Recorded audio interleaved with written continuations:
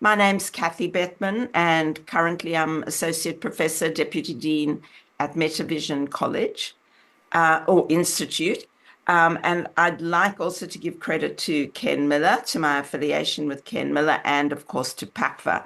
But it is my absolute delight to be here today with a colleague from Metavision, and that's Claire Jankelson.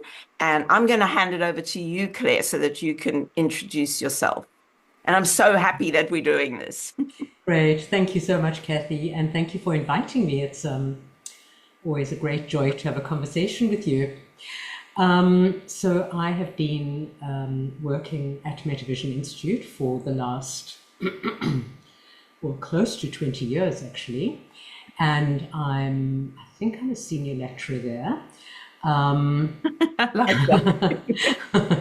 I have taught as well at quite a few other institutes. I've taught at Australian College of Applied Psychology, but most of my life most of my years in Australia, which is nearly 30, have been working at Macquarie Graduate School of Management and working with research over there. So yes, I'm happy to always love talking about research, and I'm a great believer in research. So yes, can you fire away a question? Yes, I will. But I was just thinking when you said that, it seems like two very different places where you are situated at the moment. Yeah, I mean, one is, what can I say, so much psychotherapy, yeah, entrenched in psychotherapy, yeah, a very exciting and different model. And then the yes, other is like a business school. Like, how do you yes, put the two together? yes, yes. I love that question so much. Um,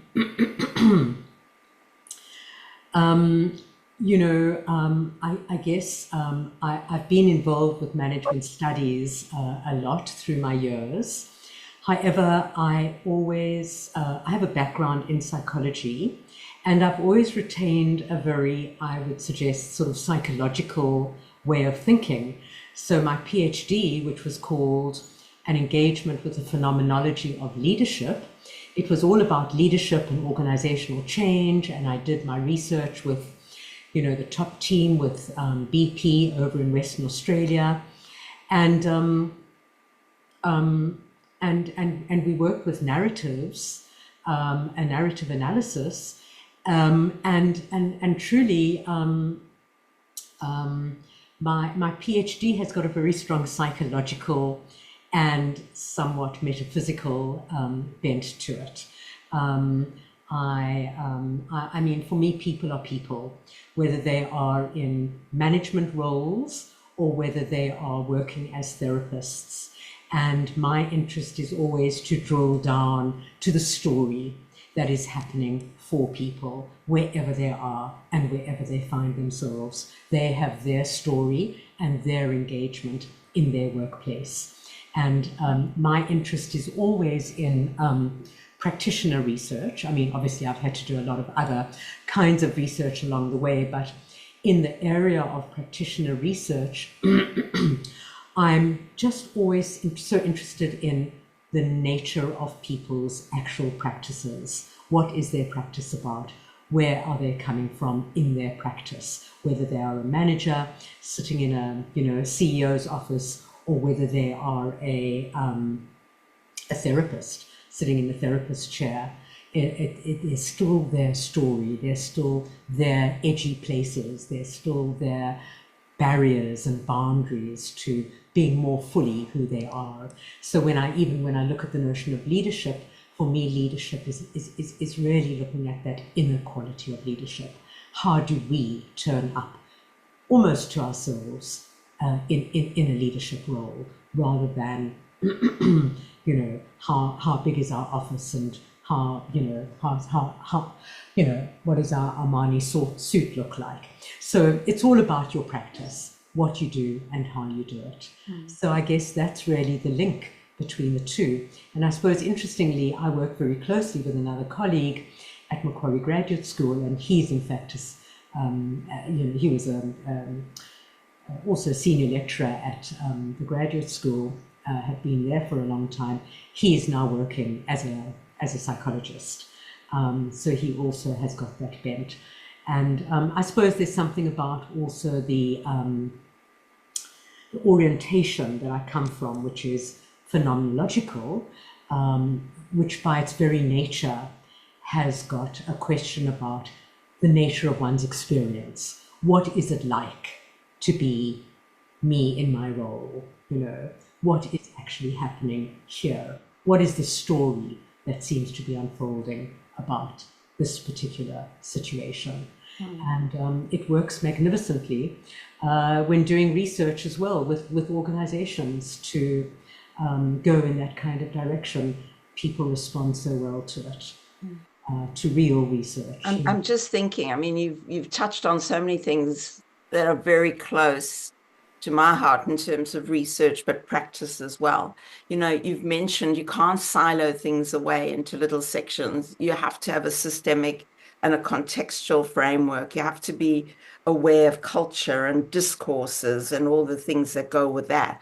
And then you've got phenomenology and the importance of that paradigm in where we sit, and then narrative, like Yeah, I know. It's so beautiful. It's so wonderful, this work. I just enjoy it so much and find it so very satisfying. And, you know, it makes a difference. And that's what's so valuable about it. But I agree with you, the whole area of discourse analysis and, you know, being aware of context in which you find yourself and what is the narrative, you know, expected, or what is the narrative that you're playing out in a particular situation. And, you know, all of these things come together in an interesting way within a phenomenological framework, I feel, because you really are, you know, looking at the situation that the, you know, one is working within.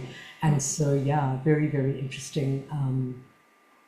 And narrative analysis, oh my gosh, we can talk about that for a while. no, but it also it makes but also there's always a story, Cathy, and that's the interesting thing. You know, there's always a story being told, and it's so fine to drill down to find what that story is. You know, but that's also why, I don't know, for me, and I'm hearing from you, the excitement of qualitative research. And not only qualitative research, but also in practice and in Metavision's model, that whole idea of digging down in the individual, but at the same time being so connected to nature and spirituality and the world around us. So how did you get there, though? You didn't just wake up one morning and decide you were going to do that research. There's obviously a story behind that. So tell us a little bit about that. Yeah. Gosh, how far back do we go, hey? Well, just to notice, clearly we're both South Africans sitting here No in prizes for Australia. guessing. And lovely to have that connection. So I would really say that the background to a lot of my thinking and work really goes back to those really hard apartheid days, you know, which were, you know, yes, I mean, we weren't black, and so we weren't victims of it in terms of persecution, but we were victims, you know, in our whiteness on another level, to find ourselves in such an oppressive system. And I spent many years in the very dark days of the 80s working with leadership, actually, mostly with young people. And, you know, we were running these year-long leadership programs for young people, and we were bringing together black, white, and colored and Indian people, you know, in that context. And clearly there was so much blame between them, you know, each blaming the other for where they find themselves. These are young people, you know, 16 to 20-year-olds. And all we had to do was we had to listen to the stories. We had to hear these stories, and we had to feel the anger and feel the sadness and feel the grief and the pain that was there in those rooms, you know. And so for me, the whole area of leadership was, you know, none of them could really reach into their fullness of their leadership without some level of forgiveness, and also but having their stories told, So that whole area of story and leadership and emotions, I suppose, all found their place together for me in those years. But that was before I came to Australia. And then when I came here, I was fortunate enough to do a wonderful master's program. I actually couldn't find a job for a year, and I thought, okay, I'm going to continue my qualifications. And anyway, I found myself doing a master's at the University of Western Sydney in a course called social ecology. And social ecology was, I would just describe it as truly adult education, the opportunity of going deep with wherever you find yourself. And I learned about research. I learned about the value and the art of good research. I learned to inquire with story. I learned to inquire in a way which had a real aesthetic about it. Bring the beauty into the inquiry, really hear and listen to the other. I learned about practitioner research.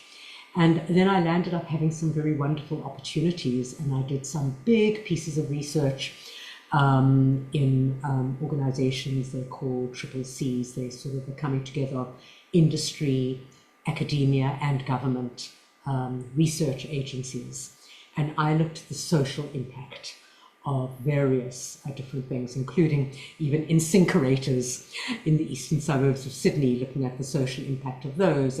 But I also looked at things like wild dogs in the Canberra region and the social impact of that on people living in the area. So that's the area of research that I found myself doing a lot of, as well as some leadership work. And so then I found myself doing a PhD, and it was a little bit of a backwards way of getting into my PhD, because I first, in fact, did this research as a job with BP, and then I said to myself, oh my gosh, I've just done this huge piece of research with such wonderful data. I'm sure I should be able to get a PhD out of it. So it was a bit of a backwards way of doing it, but it still took me 7 years to do my PhD. But we'd worked looking at the leadership using narrative analysis, and we were working with the top team of about 25 people, and then another 25 people. Anyway, I won't get into Can I just ask you, the data collection, like what the data collection. What sort of data were you using, and how were you collecting it? Yeah, with pleasure. So we had 50 people. I was working together with another researcher who was actually heading it up. He was a professor from the university, and we worked with interviews, semi-structured interviews, and we both interviewed a cross-section of people on 3 different occasions for this research. And we had very long individual interviews with each one. And the task was actually to look at, this top team had just gone through a very big leadership training program. And so the task was to look at the extent to which the leadership, which this top team had participated in, the extent to which this leadership had cascaded through the organization as a result of this very large investment that the organization had spent on leadership development. And so we interviewed at 3 different points of time, actually once before the program started, once during the program, and then about a month after the program. And we weren't yet sure how we were going to be analyzing the data. So we were taking a phenomenological approach in that we prepared ourselves very well for the interviews, in terms of we were looking at leadership, but of course you don't use a word like leadership to look at what leadership is. And we chose 5 different categories of experience, like capacity to take responsibility, sense of self, sense relationship with others, and I can't remember what the others were at the moment, but 5 different categories that we had shaped up questions around. And we had these interviews just in a very open way, just really bringing ourselves in a very personable way to the other to really listen. So relationship creation became very important to us, how we listened to the other and, worked with the questions that were asked. We recorded all the the interviews. So we had 50 times 3 lots of interviews.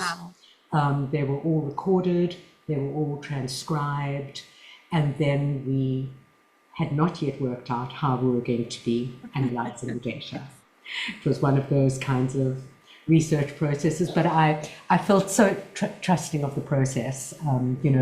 There was a kind of an integrity that we brought to how we listened and how we were with the others. And we knew that we were getting magnificent data as well coming through. So then we're sitting with the data and we start going through and we start drawing out a few themes. And we basically did quite a big thematic analysis. But the way in which we drew out the themes was that we sat with the data and read it. And we started looking for what we called vectors. And vectors are statements that have got direction. So you've got a feeling about that statement. And so you're very open to yourself. Once again, you're listening to yourself while you're reading the data. So a statement like, the managers always have one foot out the door. You can feel the energy in that statement. So we started off analyzing the data just by underlining our vectors, as we called it. Then we grouped all the vectors. And then we started realizing, there's a management story being told here, and there's a non-management story being told here. And then slowly we grouped these vectors, we found the themes, we did some, we grouped up the themes. I cannot remember what they are now because this is seriously like 15 years ago. And then we did a bit of imaginative variation on the themes just to sort of hone them a little bit. And then we actually created a narrative. So we created a narrative for the managers before the program started, and a narrative for the non-managers before the program started. Another one for during, another one for the end. And the most amazing part of this whole research process was that we had the opportunity of delivering the results of this research in person. And we delivered them as a drama. Oh, wow. And I read the narrative of the non-managers, and my colleague read the managers, and then we had the opportunity of conversation after each one. So we had this magnificent process of input that happened through the research. Anyway, one of the interesting things was that actually the feedback that we got from this research, which was extremely successful for the non-managers and the managers to hear what each is saying about the other. It was pretty amazing, actually. It was really quite a privilege and very moving as well. There was a lot of tension and feeling, in that room, and they had a facilitator to facilitate the conversation and everything as well. And then they invited us back again, and then we started a very big piece of research for like the next level of management. And another section of the organization, because it's a very big refinery over in Western Australia at Kwinana. And then we were halfway through that research. In fact, I got Christina, the director of Metavision, to help us with that research because it was such a big piece that was happening. So she came and helped us with the interviews for the second lot of research. And then sadly, BP got taken over by another oil company. And so the research was all canned, and that was the end of that. That was it just ended abruptly halfway through the second lot of research. But they actually said to us that the impact of that research was more impactful than the actual training program that the leadership team had been on in terms of the impact on the organization. So there you kind of see, I mean, so, you know, there you see kind of the value of good inquiry, you know, and when inquiry is you know, done well, and the value it can have on bringing about organizational change, you know. So, I mean, I just get a sense, though, of its organic nature. yeah, It's not just like a very cut and dried methodology yeah, yeah, that everyone follows the same old. It was like you did so much that depended on what you were finding and what the data was saying to you.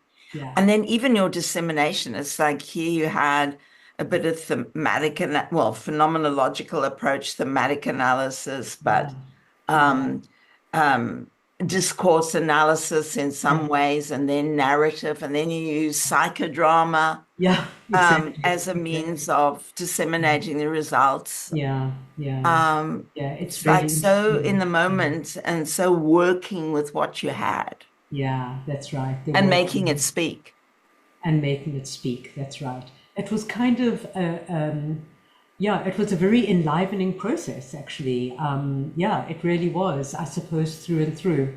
Yeah, it's a very beautiful way to describe it, actually. An organic, unfolding kind of process of research. I Yeah. mean, what kind of research? I was in complete anxiety at the idea of not knowing how we're going to be analyzing the data before we started.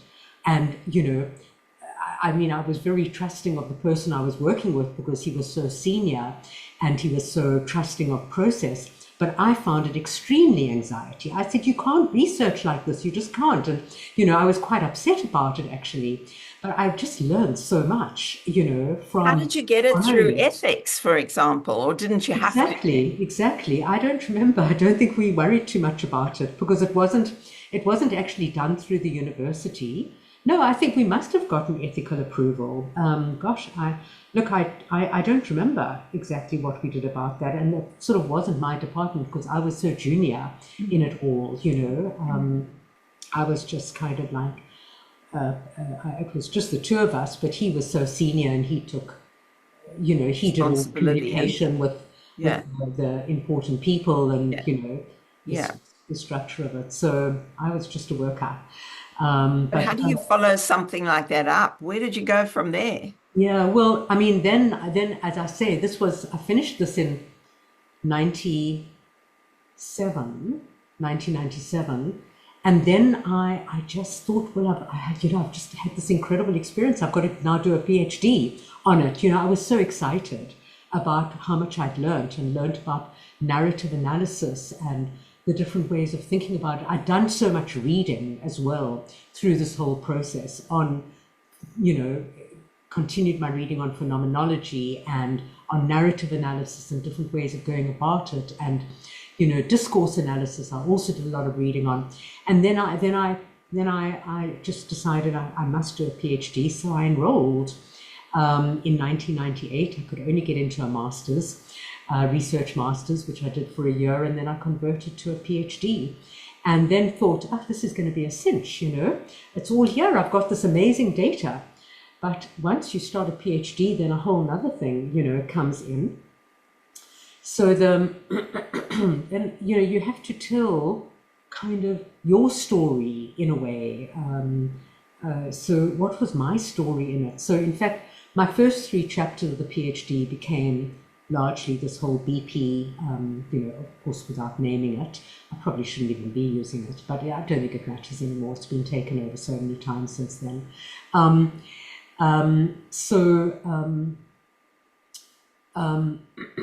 The first 3 chapters were dedicated to the data and that work and, you know, the narrative analysis, etc. And then actually my 4th chapter brought in South Africa, and I did a piece on leadership. I mean, I'm just so fascinated by the whole notion of leadership, and as I say, I had my roots, you know, in South Africa. And I actually left the country in the year that Mandela was inaugurated. And so I was so interested because I'd been involved. I'd been involved in women's groups. I'd been involved in business groups, and then in youth groups in the terribly hard years of the 80s. It was the most violent time of apartheid. But I sort of was fortunate to really believe in a positive outcome for that country. I didn't know about positive or negative, but I just believed in that country that it would come through.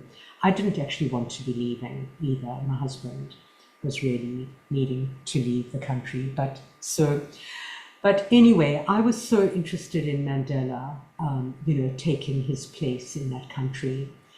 And the chapter that I wrote, I called it Leadership Dreaming, because my belief was that actually the country and the beautiful work that was being done in that country during the hard, hard years of apartheid, the pockets of amazing people doing different work, I believe that we actually dreamed up Mandela to come in to his place. Not to say for a moment that he isn't a magnificent, glorious, remarkable man and held extraordinary leadership qualities and all of that, but actually the country, I do believe, made ready his seat to be able to step into it. So were you involved yet with metavision and with those No. concepts? Because it sounds like it so fits. Like, No, did that come before the other, and how? That's like I know, I weird. know. Yeah, a word like dreaming, hey, yeah, Yeah, and it's Arnie so similar. Mandel's work, and No, I wasn't involved at all with Arnie Mandel, but we did have very, very good instruction at our university in Cape Town. We had a very humanist school, and we did a lot on Jung and Freud. So I had Jung very strongly under my belt at that stage. So that's where the dreaming side of things came in for me. But I also was introduced to phenomenology from a very early age. We had a very close. There was a whole school in South Africa at Rhodes University in Grahamstown, which was phenomenological in its orientation.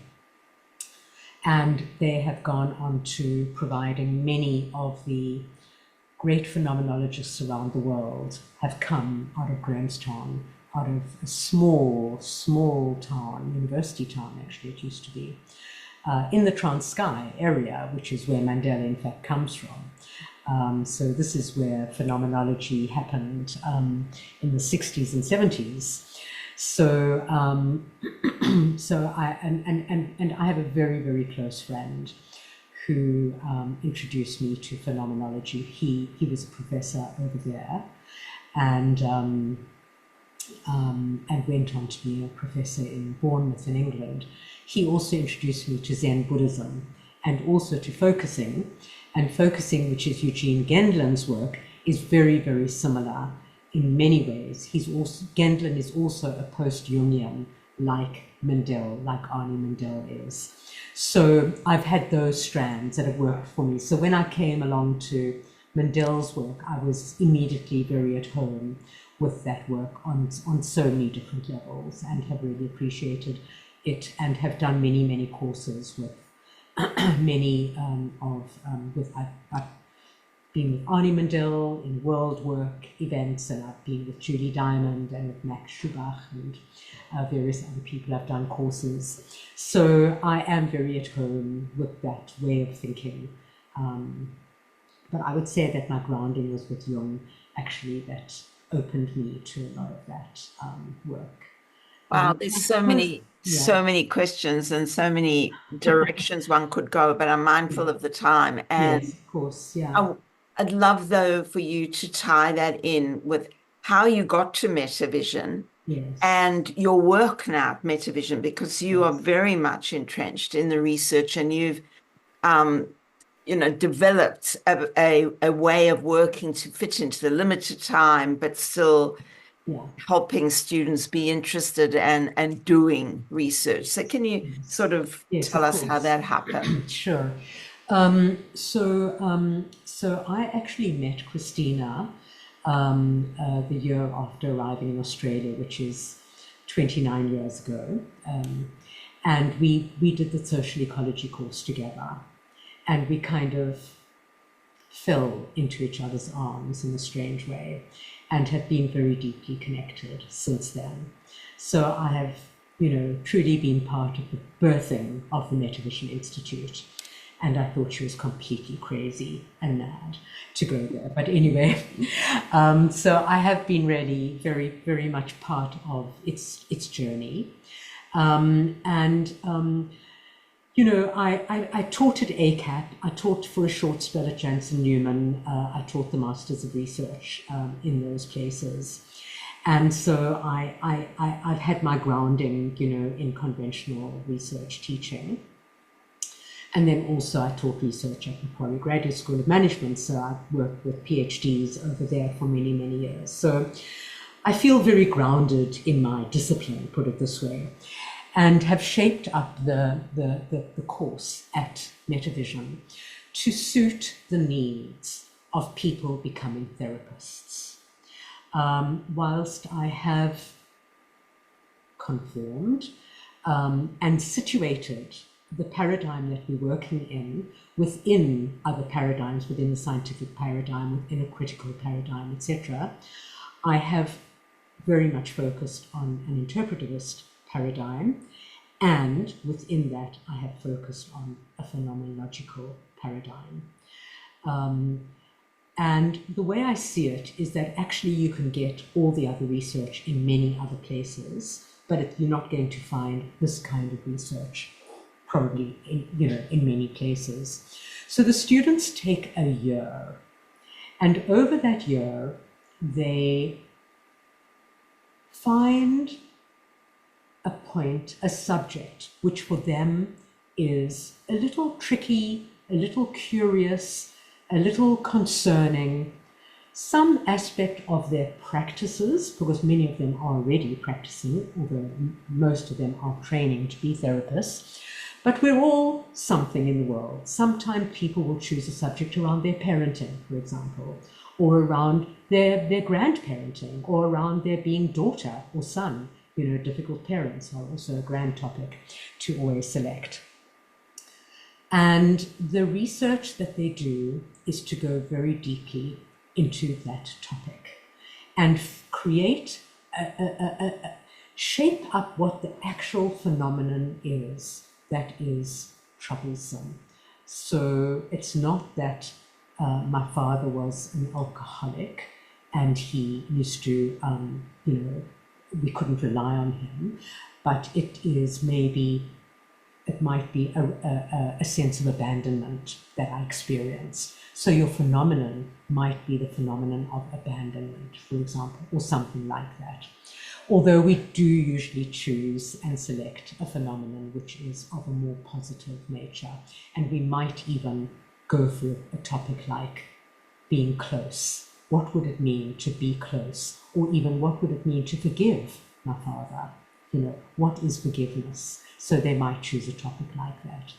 And then slowly evolve a method of looking into that, a method which is within reach. So it might be, we usually draw on some sort of a more transpersonal kind of method. So it might be things like rapid writing practice. Okay, choose 3 moments of time, 3 points of time, and take the topic of forgiveness and do some rapid writing, and then look at the writing that you do. Or maybe have interviews with colleagues in your class. Invite, is there anybody else in the class that is interested in forgiveness with your father? And have 3 or 4 interviews with people in your class. So we don't have to worry about ethical permission, because we're working with colleagues in our class and we support one another. And there's an incredibly supportive environment. So each student does a piece of practitioner research, which goes for the whole year. They do a literature review, they do a methodological review where they really work on what kind of methods should I use? Why am I choosing these kinds of methods? And everything is selected about coming closer to the phenomenon that you're looking at. So if you're looking at a phenomenon like forgiveness, and it might be, for me, it might be about forgiveness of my father, then I will contextualize forgiveness for me within my own, context, but I will be looking to get closer. And we always draw on a beautiful poem by David White, which is about getting closer.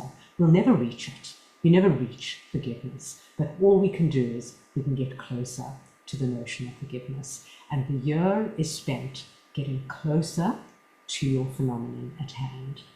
And by the end of the year, each student has written a full research assignment, which includes their empirical research. Many students will use artwork or music or drama or something of that nature, if that is their orientation. Poetry, a walk in the forest, a walk in nature as a method, various things one can use. And then they all do a presentation to their colleagues about what they have, to give their colleagues a taste of their findings and to give their colleagues a sense of what we have learned about research. And what I've now got into with the presentations is that we don't mark them.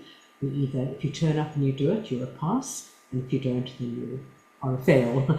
And so we don't do marks anymore, but we do, we do the feedback from the students. So I invite a question like, what touched you about what you heard, or what was there an important word or phrase that stood out from you, what you heard, and what have we learned about research from what you've heard from the presentation. So after each presenter, we do a group feedback. And, we spend a lot of time talking about anxiety the anxiety that we all have before presentations. And, we speak about it a lot, we laugh about it a lot, they all feel it, but they all go through it. And it is a very remarkable day that happens in that presentation day. And many students feel that this research was a very significant part of their practices, because they have gotten over what for them is a very big edge place. And so I believe that as therapists, to be able to work with one of your edgier places is a great practice, both in terms of if somebody comes to you with something similar, so you're kind of more ready to be with it in yourself, but also to learn the practice of meeting a very hard place in yourself, which it is for most of these people.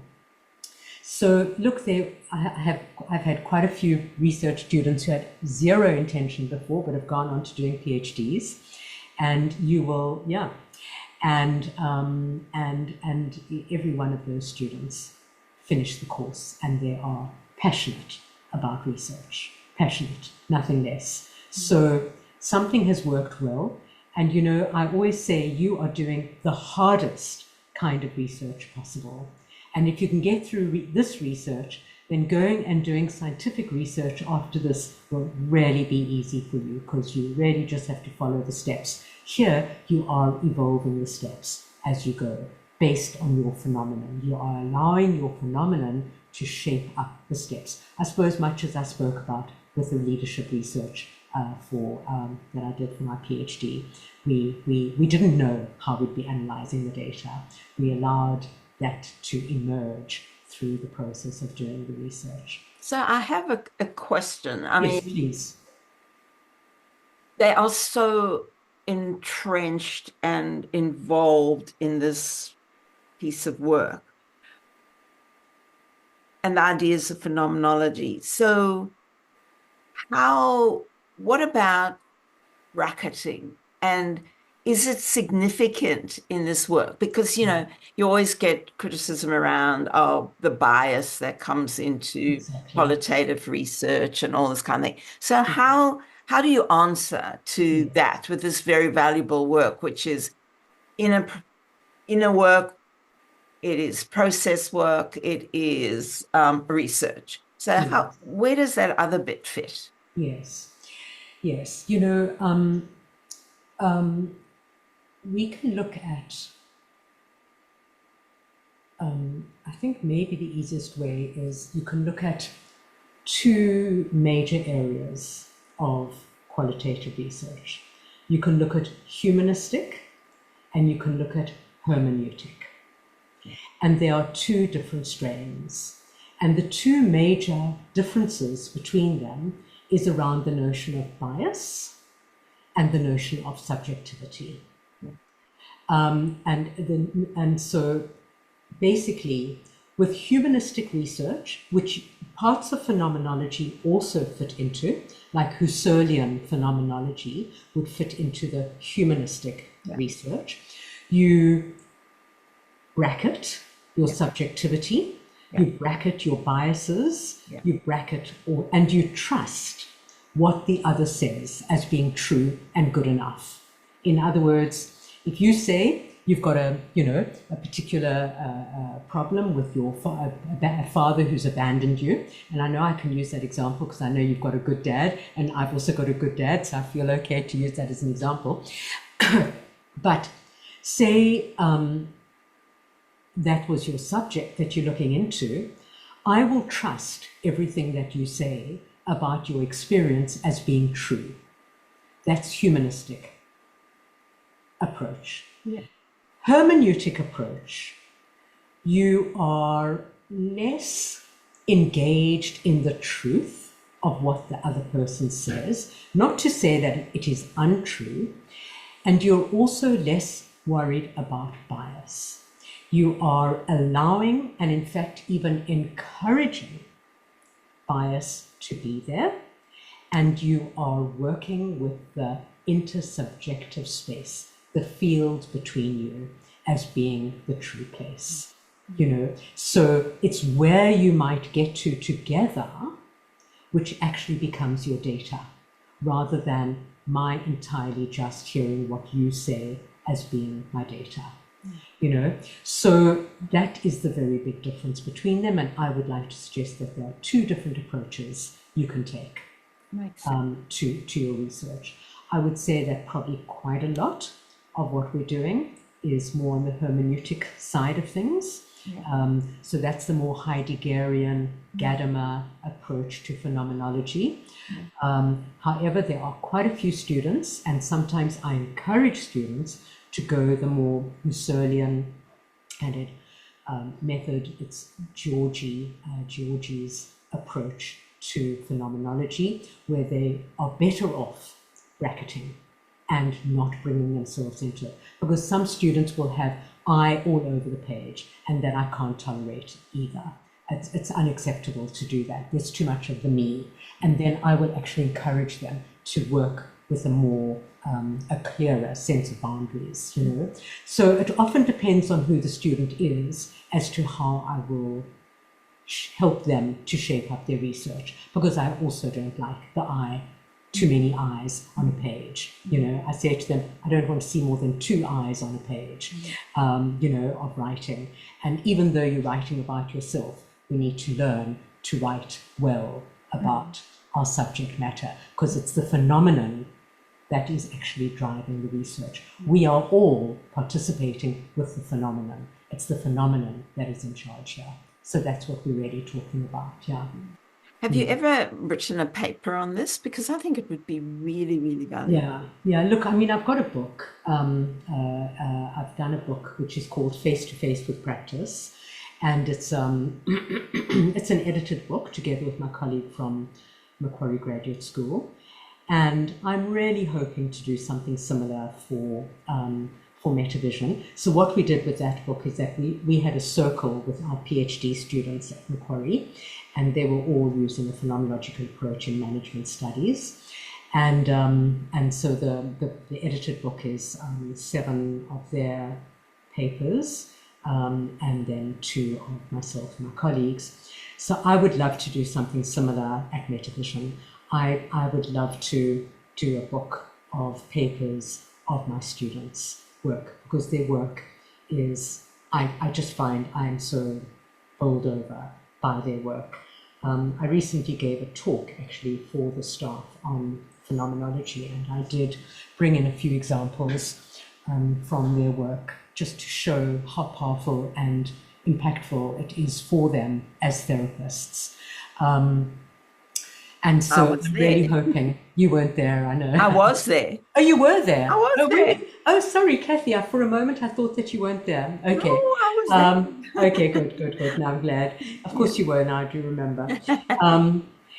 So I really do hope at the end of this year to shape up an edited book of some of the research that students have done, because I think it will be incredibly interesting for therapists. I'm also thinking about, like, for counseling and psychotherapy, we had a very pivotal moment where we're looking at how, to bring degrees of quality and how research fits in that without taking away from what you need to do in terms of the qualification, and how beautifully this marries with that, because you are doing both works at the same time. So I just think it would be a really valuable paper to put out there. Yes, I'm also just so conscious of how much I feel like has been left out. There could be another series of interviews on some of the things that you've said, and I've just had to jump ahead.